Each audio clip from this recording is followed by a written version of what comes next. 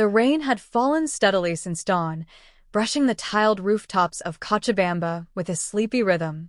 The city looked pale under the gray sky, its colors dulled, as if Bolivia itself had chosen a quieter mood today. Lucia Fernandez stood at the glass front of Papeleria San Marcos, her breath fogging the pain. She tugged at the sleeves of her red staff jumper, folded neatly at the elbows. The store was still empty, save for the low hum of the fluorescent lights above and the soft shuffle of her supervisor moving boxes at the back. She had opened the shop alone as usual. Her footsteps echoed faintly on the ceramic tiles while she arranged the fountain pens in their display rack. This place had become her second home, not because it was comforting but because she spent more hours here than anywhere else. The scent of cardboard, glue, and cheap air freshener had clung to her like a second skin. Outside, puddles began to gather at the edge of Avenida Heroínas, reflecting a cloudy version of the sky. Lucia's mind wandered to her mother, lying in bed, weak but still smiling. The hospital bills had been relentless. The medication was too expensive. But Lucia kept coming back to the shop, folding receipts with steady hands and a tired spine. Her phone vibrated softly in her apron pocket. A message from her older brother. He had written just 2 words. Still bleeding. Lucia's stomach twisted, but she said nothing. She simply turned off the screen and inhaled slowly through her nose. Customers would start arriving soon. She had to keep going. From the back, Jorge, the store's part-time stock manager, called out, "Lucia, can you check the display again? Some pens were missing yesterday." "Already done," she answered quietly. The front door opened with a chime. A woman in a gray coat stepped in, water dripping from her umbrella. Her heels clicked across the tiles like punctuation marks in an angry letter. Lucia straightened, greeted her with the usual smile. "Good morning. Can I help you with anything today?" The woman said nothing at first. She pulled a plastic bag from her handbag and slammed it onto the counter. A single red pen sat inside, its label partially peeled. "This pen is defective. It leaked all over my papers. I want a full refund." Lucia picked it up, inspecting it gently. "I am really sorry to hear that. Let me see what happened." The woman cut her off. "No, I do not want apologies. I want people to do their jobs properly for once. Is that too much to ask?" Lucia froze. "It was just a mistake, ma'am. I can replace it or—" "Do not waste my time with excuses. I had to walk here in the rain because your shop sold me this rubbish." Each word landed with the sharpness of broken glass. Lucia could feel her ears burning. The tightness behind her eyes began to rise like steam from a kettle. She nodded. "Please wait one moment." Lucia stepped away from the counter, walked briskly past Jorge without a word, and entered the storeroom. The door clicked shut behind her. And then, for the first time in 3 years, she allowed herself to cry. The kind of crying that shudders from your chest. The kind you cannot hold in, even if you wanted to. She slid down between the stacks of copier paper and sat on the cold floor. Her breath came in sharp, fast bursts. There, in the dim light of a flickering bulb, surrounded by cardboard and silence, Lucia broke open.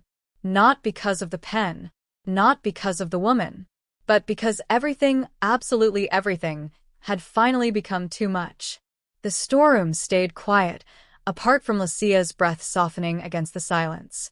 She wiped her eyes with the edge of her sleeve, careful not to smudge her name tag. It sat crooked on her chest, Lucia Fernandez. She had worn it every day for the past 3 years. Each morning, she clipped it on like armor, and by night it hung heavy as guilt. She pulled herself up slowly, brushing dust from her skirt.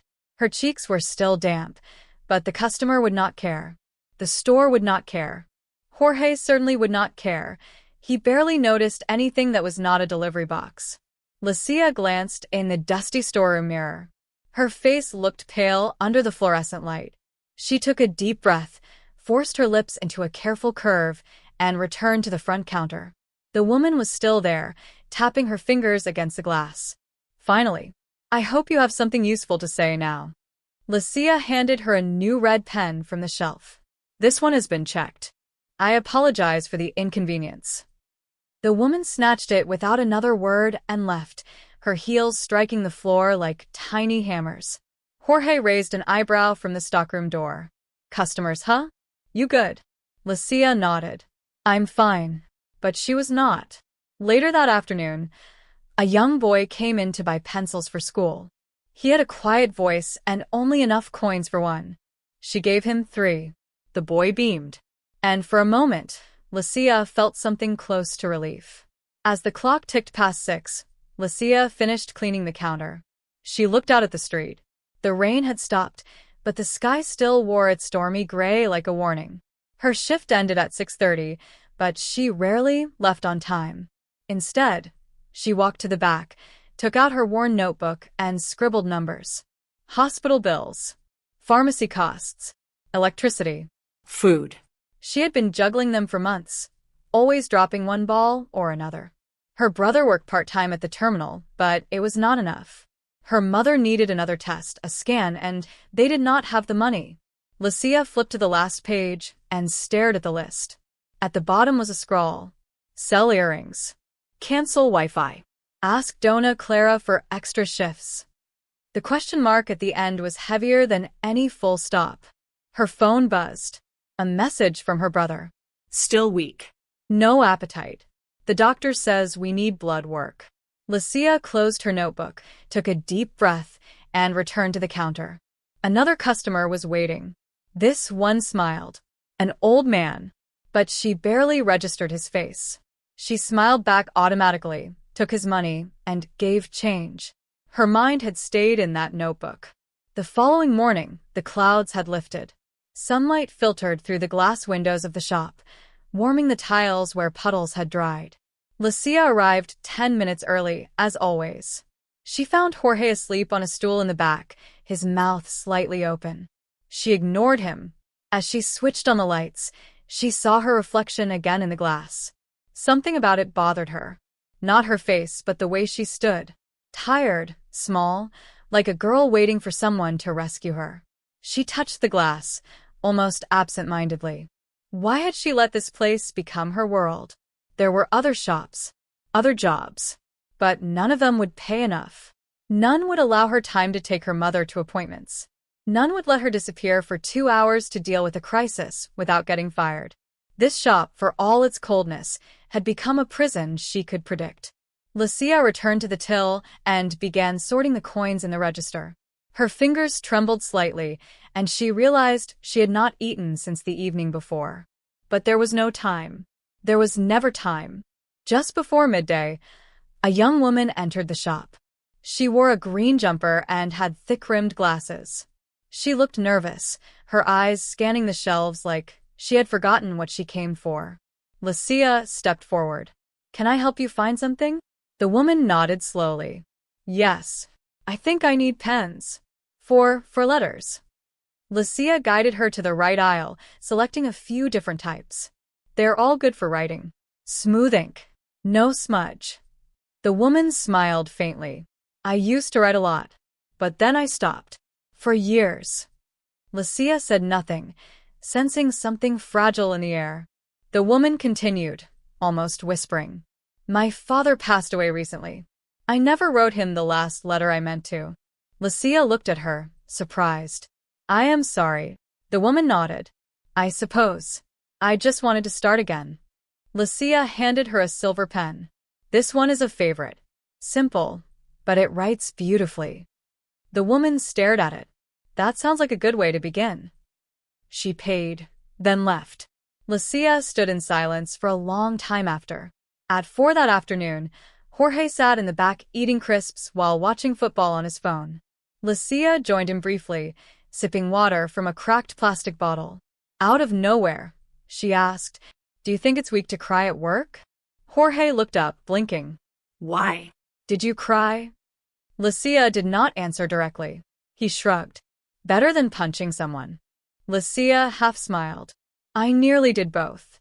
For a few moments, there was no sound but the crowd noise from his phone. Jorge spoke again, his voice quieter. My sister used to cry in the walk-in fridge. She worked at a diner. Said the food kept her tears cold. Lucia laughed, just once. I cried in the storeroom. Jorge looked at her with something close to respect. Good choice. Warmer in there. It was not advice. It was not comfort. But it was something real. And for now, that was enough.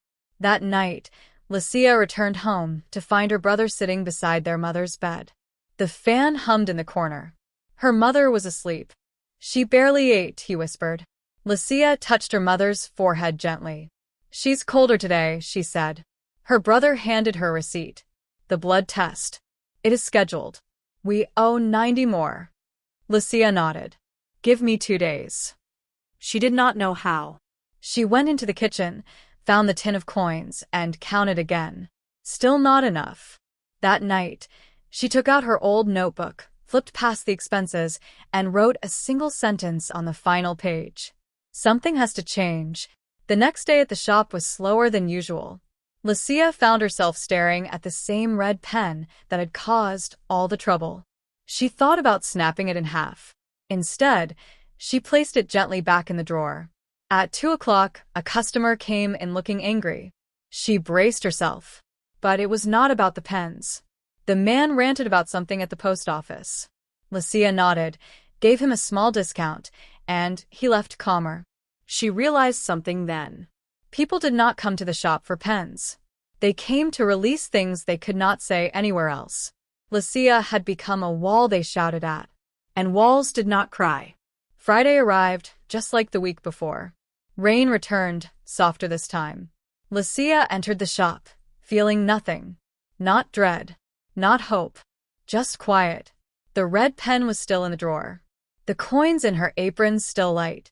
Her name tag, still crooked. But something inside her had shifted. She stood taller that morning. At 11:30, the woman in the gray coat returned.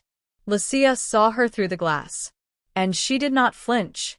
The woman stepped in, umbrella dripping. Lucia did not wait for her to speak. Is there a problem with your item today? The woman blinked. No. Just browsing. She wandered through the aisles without speaking. Lucia watched her calm. Then, from behind the counter, she whispered to herself. I am still here. The bell above the door rang again. Another customer entered. Life continued. Lucia touched her name tag. It still said Lucia Fernandez. But it no longer felt like armor. Now, it felt like a name she had earned.